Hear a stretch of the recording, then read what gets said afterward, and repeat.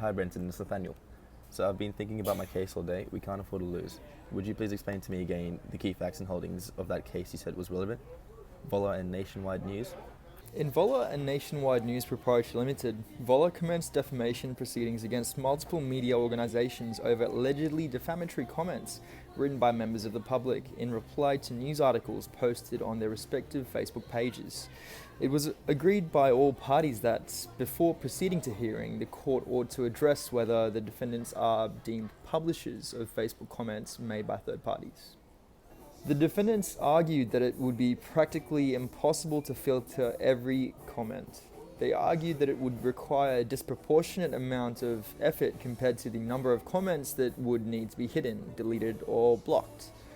The defendants encouraged comments on their Facebook pages for marketing and commercial purposes. The court accepted that the defendants could not filter out defamatory comments in advance. However, the court held that they had the ability to hide them by using a generic filter and evaluating each comment before unhiding and publishing them. The fact that the defendants had insufficient resources allocated to undertaking such a task was no defense to attributing liability to them for publication as a primary instead of secondary publisher. So overall, what were the court's reasons? The Supreme Court of New South Wales ultimately held that the defendants were publishers of the third-party Facebook comments. Furthermore, the court found that the defendants would be liable as primary publishers. Relying on the fundamental principles of publication established in Dow Jones & Co. Incorporated and Gutnick, Justice Rothman stated that, I quote, "It is not the compiler of a comment that publishes as a result of her or his authorship.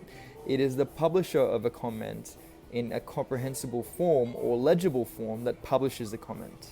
How did the court discern the defendants as primary publishers as distinct from secondary publishers? Drawing upon the principles enunciated in Oriental Press, the court held that the criteria to determine whether a publisher is a primary publisher are that before publication, the publisher knows or can easily acquire knowledge of the content of the article being published, and secondly, has editorial control involving the ability and opportunity to prevent publication of such content. There are several mechanisms through which Facebook notifies the administrator of new comments. Furthermore, the media companies were aware that comments were likely and more probably than not would include defamatory material. Consequently, the court found that the defendants satisfied the knowledge criterion. The court also found that the control criterion was satisfied because the defendants had the ability to hide or block comments before they are posted by using a generic word filter.